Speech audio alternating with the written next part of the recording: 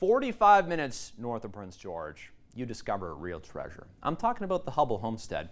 There's lots to enjoy there, lots to learn, and a lot of appreciation for the modern technology of farming. We're going to talk about that today as we head up to Huble Homestead for another stop along the northern route. All that and more coming up on CKPG Today.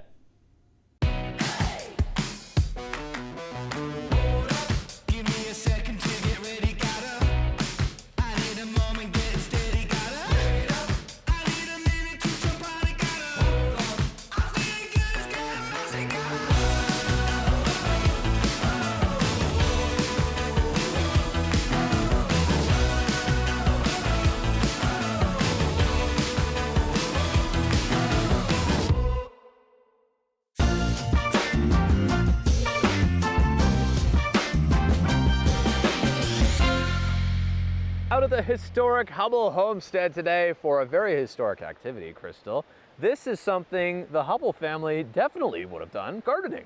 Well, yeah, we know that Mrs. Huble had a flower garden pretty much right here in this spot. And so years ago, you know, during all of the changes that happened on this property since the Hubbles left, this was essentially just like grass or weeds or whatever.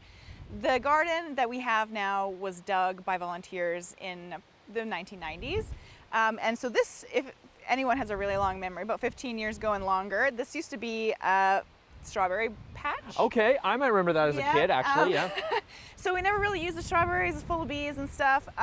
We actually decided around 2010 to convert it into a flower garden in honor of Annie Huble. So we know that she loved flowers. She had a large garden, so where our vegetable garden is now would have all been flowers. I've got some perennials. One was donated by my mother-in-law, and I brought some of these other ones. I started the asters at home this spring. So if I can get your help to plant some of them on this very windy day. Yeah, I was going to say, let's address the elephant in the room. Yeah. Crystal's done the interview here with her hat staying on her head. I got hat pins in. Yeah, there you go. Oh, I didn't know that. What? Yeah, it's sharp. Oh, so if you wanted to keep your hat on your head, you just, yeah, for sure. Huh. You got to pin it on through your hair. Crazy. I'm more enthused. This is crazy. See what I mean? You never know what you're going to get at Huble Homestead. Crazy. Okay, let's get planting here, Crystal. So we've got, we have a daylily here that we planted last year, and this is a brown-eyed Susan. Okay. So we have 2 new daylilies, and Tell me where to dig, I'll dig. I think, why don't you dig a nice hole right there? Right here? Yep. And we will, so we want it to be about twice as big as this pot. Okay. And we're gonna amend the soil with some manure. All right, I'll let you handle that. Oh, yeah. That sounds about right. Do you feel like Mrs. Huble? Well, I don't feel like her yet. I'll feel like her later when we haul water up the hill. Oh, okay. Well, I guess there's only one way for it to get up here. Good dirt here at Huble over the years? We have we have a lot of clay, as you can tell from what's here. So we've amended the garden a lot over the years with like Norgrow compost from the regional district. Okay. So the garden has a good 6 to 8 inches of workable soil. That's pretty good. Yeah, that looks good. Okay. So what kind of things do the Hubbles actually grow? Like, obviously they had a lot of farming, a lot of potatoes? Yeah, so they had, we talked about her flower garden being up here, and we know, we don't know very much about it. We do know that we have a few photos, so they show Sweet Williams growing, asters. We know that she had lilac bushes in front of the house, and we have those again now. Yep. Her grandson, Barry Henry, planted some in 2010. As for vegetables, we know that Huble was growing carrots and turnips.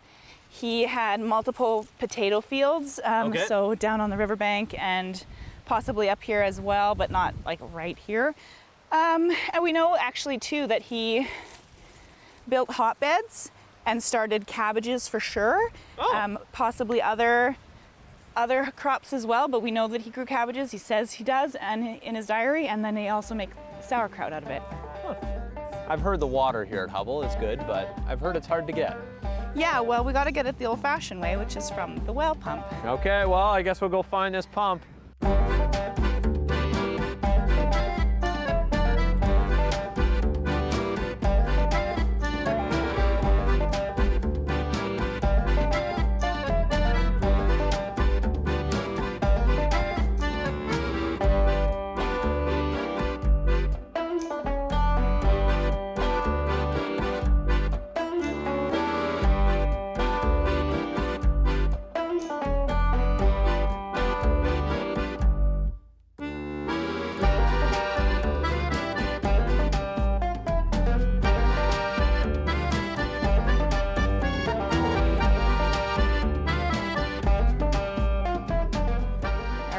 right. You want to give these guys some water? We've got go the ahead. water here, Crystal. Yeah, you tell me what to do next. Yeah, you just water around. Just water? Okay. Yeah.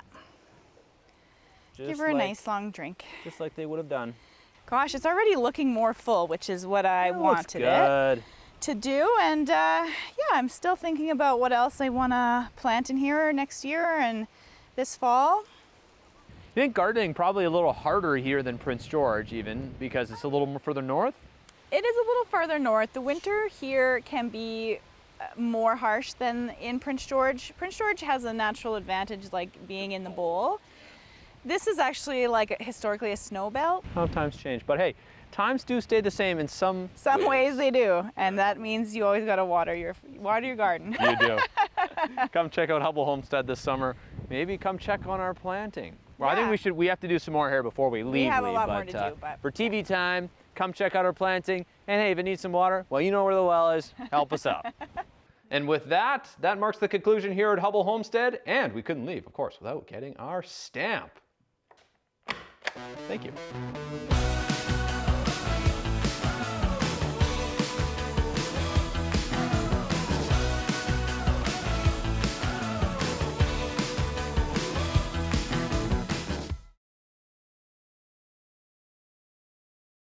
Exciting weekend ahead as National Indigenous Peoples Day falls on June 21st, and there's lots to talk about here, and new and exciting events as well. We're re-envisioned, I guess you could say that. Kim Gucci joining me to talk about this. Thanks so much for making the time to talk.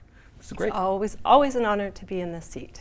Well, it's an honor to talk to you because National Indigenous Peoples Day, I feel like it's just grown year over year over year here in Prince George, and it's growing once again. Tell me about this year. This year, it is growing, but in a way it's shrinking. It's interesting because it's got like more quality of what we're doing, but in a less time. Because we're only going from 10 a.m. to 5 p.m. this year. And we're gonna try that. Because sometimes it's like super long, and it's a little bit hard on the vendors. Yes. And it's like a lot going on. So this year we decided to condense it a little bit and give like a lot of quality, so longer performance times for the artists and some little changeover times in the middle so it helps the staff that are managing the stage and stuff. So yeah, we're trying to be, a little smarter this year about the way we're doing things. And we have some really incredible things happening this year. Yeah, I was going to say, at Cledleyton Memorial Park, as always, as it is every year, and there's a cultural tent we were talking about here. Tell me a little bit about this, because this is an opportunity for people to get their, I would say, an up-close and personal knowledge. Exactly. That's what we're doing. We have decided to do a cultural activity tent where it's going to be programmed, so there'll be a sign out the door that'll tell you what time, which activity is happening. So there'll be a variety of things from birch bark earring making to some cultural teaching, some storytelling. I think there's going to be a cultural sharing about hide tanning and all of these things. There's so many things. There's language, drumming. And I heard there's a Métis thing as well, you're saying? Yes, there's Métis, like a Métis sash. I think you're going to be able to make like a little mini sash. So they're very short little workshops. So try and check that out. It's something new and exciting, and I think it's going to go over very well because then there'll be something going on the stage, but there'll also be something going on in the tent. So we're strategically going to place the tent so that there's not too much of a noise bleed, because there will also be a PA system in the tent so that people can hear what the speaker is saying. Nice. Well, that's great. Yeah, I feel like I always learn something whenever I go to National Indigenous Peoples Day. And it's great to make it a little bit shorter, so when you head to the park with the kids, then, they can you can control it a little bit more than hanging out there all day. You come, you get some knowledge, you get some performance. Talk to me about the performers this year. Are you on stage? I am on stage. It's funny because it's hard because I'm also a part of the organizing committee, but the organizing committee outvotes me. And it's like, yeah, no, you're going to perform. So I'm like, okay, sure. Twist my rubber arm. Yes, I do have a rubber arm. So yeah, it's going. There's also, there's somebody that we've been trying to get here for many years, and that's JJ LaValle, who's a Métis award-winning artist out of Saskatchewan. And so he actually, I sort of intervened a little bit because I looked at his tour schedule and I saw he had nothing on the 21st. He's performing in Vanderhoof on the 22nd. So to 21st, he's flying into Vancouver. So guess who's going to go pick him up at the airport? There you go. So then he's going to, airport to our event, hang out, schmooze a little bit, eat some Indian tacos, perform, and then we'll get him over to Vanderhoof so he doesn't miss anything. I like that a lot. That's pretty good. You know, win-win-win here. And there's a long list of performance. We'll include all the details and some of the schedule on ckpgtoday.ca as well. But if there's one thing that you're most excited for this year, Kim, what is it? Is it the cultural tent? I would say the cultural tent. I would also say just sort of, I think, a little bit of a slower pace so that we as the organizers could actually enjoy things a little bit more and get to walk around a little bit. I'm looking forward to that. But one thing that I cannot forget to mention is that, yes, we're doing a little shorter in the park, but we're also carrying things over to the Knox Performance Center, what we're calling Rock the Knox, with Joel West band, and also Misty Rain is going to be coming in from Vancouver. So we're going to continue the party at the Knox Performance Center, and it's going to be a full, amazing day. I like that. Yeah. If you're going to Clearly Memorial Park, know this year that the playground is not there, so make sure you know about that. But there'll be lots to do around the band shell, cultural tent, and at the Knox. Do people need to get their tickets in advance for that?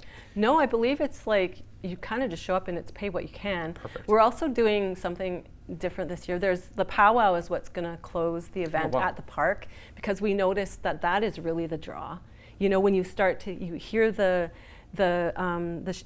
jingles on the jingle dresses, you hear the bells on the grass dancers' feet, and it starts to create this beautiful energy, and you sort of are drawn into that. So we really paid attention to the previous year, so we want people to really hang around for that. So that's how we're going to actually close the day. But we also have Kaylani Rose coming in, who is a Claytley member, and I'm super excited to have her be here. She's gonna do some emceeing. She's gonna host the night at the Knox Performance Center, but she's also gonna do a set at the park, sort of a DJ'd, so we could get some dance vibes going on as well, just leading up to the powwow. So I'm excited for those things. I like it. Well, thanks for stopping by today, Kim, and of course celebrate National Indigenous Peoples Day at Clearly Memorial Park coming up June 21st.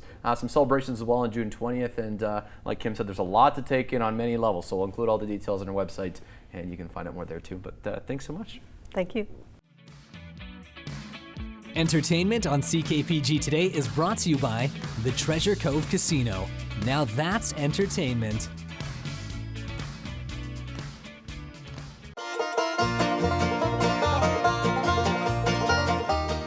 Folks, the ponies have returned here for the Hobby Horse Hoedown, and we're meeting your final horse today. This is ready to peace out. Fast, fierce, already halfway down the track. This one's got a peace country pride and a whole lot of sass. And riding this is the winning jockey from last week. You got a good feeling about this, Trusty Steve? I do. You know what? My other horse is back at home, living the dream. Time to get that championship for a second time. All right, they've got blood in their veins. It's a winning pedigree. I've heard this before in horses. Yes, very much so. I mean, look at the locks. The locks, they got my attention. They're aerodynamic. Aerodynamic. Perhaps it could be the winning horse in this week's Hobby Horse Hoedown. Head online to ckpgtoday.ca and you vote for Ready to Peace Out if you think this horse will win, or submit your vote before it's too late, because you might just be headed to see Wynonna Judd, Johnny Reed, and so many more at the Energetic County Fair this summer. Yeehaw!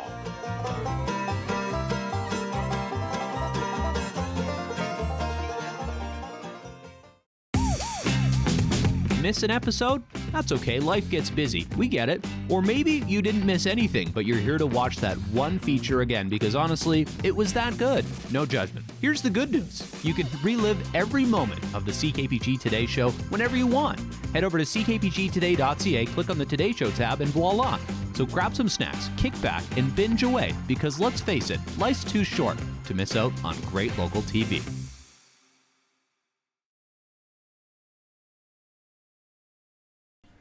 Big celebration planned this weekend is the third annual Kris Memorial Fondo happens here in Prince George, and so lucky to have Kim and Nancy in to talk about it today. And it's crazy, we were just talking about this, 3 years already. Yes, it's amazing. It's been exciting every year to do it, and this year we have the most riders we've had. We have 164 riding this Saturday, so we're pretty excited. Wow, yeah. 164, and now I know Kris had a big impact across the globe. Yes. Where are these riders coming from? They're coming from all over BC and Alberta, so amazing. Again, we have people coming from the Lower Mainland, from Fernie, I believe, again. We have riders coming from Edmonton and Banff, so and northern BC as well. we have a really exciting, we have a big team coming from Smithers. Oh, nice. 4 Are they adults. driving here or are they riding here? That'd be a great warm up, right? Imagine, yeah. Just a warm up, yeah. Right? Yeah, that's it. Yeah, so yeah, it's great. It's, yeah. And now part of the Fondo experience, of course, the ride is the experience not only of the ride itself, but around the ride. And you guys got a lot of stuff planned once again for that. So you can kind of explain a little bit for people watching. For around the ride, yeah. Yeah, so like the celebration at the finish line, et cetera, yeah. Definitely, yeah, for sure. We have part of having a Fondo as a cycling event is an after party. So people like to hang out, of course, socialize, talk about the ride, talk about the day. So there'll be music, we'll have local vendors, which is great. People from all, people traveling in can shop local and take home some great souvenirs.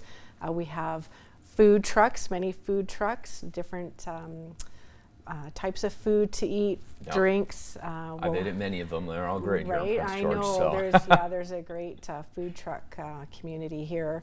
We also have Crossroads Brewing. They're back in the saddle nice. Cerveza with Kris's logo on it. So that's exciting. That was a hit last year. So we're looking forward to that again. And just really good vibes, everyone, the community coming together, remembering Kris, and just, enjoying the day. Yeah, lots of smiles, lots of joy. So. Nancy, for you, what are you looking forward to most this weekend? Again, to do the ride myself. I'll be doing the 120K. Yeah, not to be understated, 120 kilometers. That is a long ways. Well, it's my passion, so it's a decent distance. Yeah. See, I feel like you're underselling it here. Like, this is awesome, 120K. Right. And have some friends coming from Vernon as well to help celebrate. And I do want to mention, this is incredible this year. We have, I believe, 15 junior riders. Wow. Last year we only had a couple, I believe. 3. So to now have 15 is absolutely amazing, absolutely amazing. That's awesome. And there's nothing more exciting as all of us will have a neutral start. So there's a 60K, 95, and 120, but we're all going to leave together. So can you imagine 164 of us going down First Avenue at a nice, easy pace? And I just look forward to that. Yeah. Tell me about the route here. Where's it going? So it's going out east, Highway 16, and it's essentially going out towards Eaglet Lake again. Again, that was one of Kris's favorite routes. It's nice, beautiful, open, views of the lake and the hills. So yeah, it's part of it going out will go down Giscombe Road and then back onto the highway for a bit before going to Upper Fraser. And then, of course, with the 3 different distances, everyone will have different turnaround points. So, yeah, it's a beautiful route, fully supported again. We have a sag wagon from Ruckus out there making sure all the riders are taken care of with any mechanical needs. Yeah. Yes, very important. Aid stations with lots of food, water, and hydration. So yeah. And the finish line? Finish line is, this year is different. We're coming in through Canada Games Way under the clock tower. Oh, so, awesome. Yeah, it's going to be great. Yeah, so everyone will be coming back in the same way they leave. And yeah, the clock tower is the finish. So. Awesome. Well, thank you guys for stopping by today. This is great to talk about the Kris Yip Memorial Fondo happening this weekend here in Prince George. Come out, have a good time, celebrate with all the riders coming from all across the province. We're just saying here. We'll include the info on ckpgtoday.ca as well, so you have it there in case you missed it. But yeah, thanks so much, and happy riding this weekend. Thank you so much, Caden. It's great.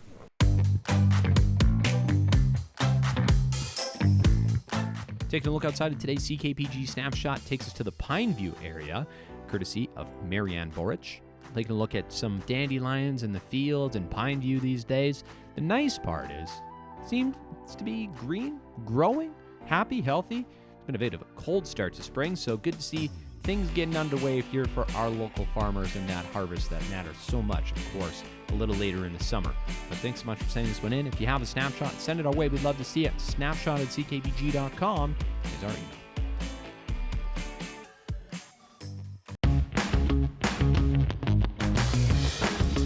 Hey there, got an idea or suggestion for the show? Reach out and connect through our social media or send us an email at letstalk@ckpgtoday.ca. So, of course, growing up here in Prince George, I always wondered, I just missed the Lakewood middle school era, but I always wondered, why do other towns have middle schools? We don't have middle schools. Like, what's the deal here? Everybody goes to elementary, then just high school. Well, I guess the debate can be pointed back to one of these conversations today in local history we're about to see on your screen.